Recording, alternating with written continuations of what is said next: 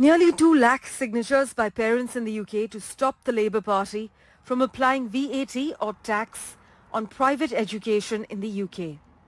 A big chunk of these parents are Asians, Indians, who make multiple sacrifices to make better education available for their children.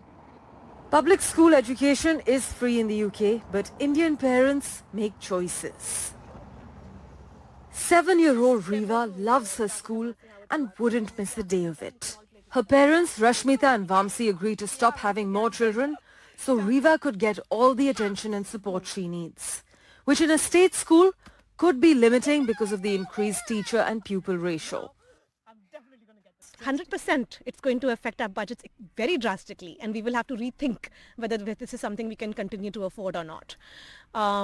And I think one of the biggest problems with this decision is that it's going to further burden state schools, because they're not going to be parents who are going to be able to afford, they are parents who are working crazy to, be able to afford private school. And those people are not going to be able to afford it. And state schools are actually going to be burdened more because of this. They're already stressed, and any relief that they might get from extra funds that are coming there is going to get taken away by the burden of the extra students that are going to have to attend state school.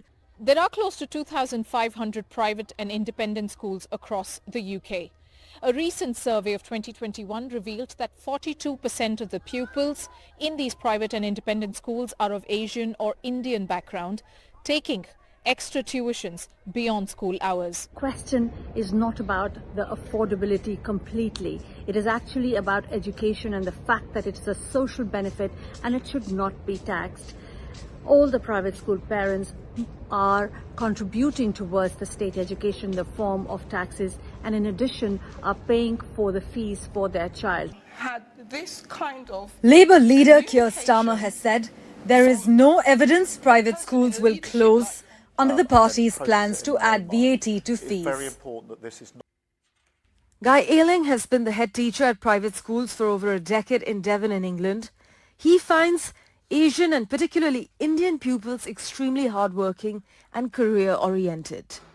The move to tax private education may mean that fees could go up from £15,000 a year to £18,000.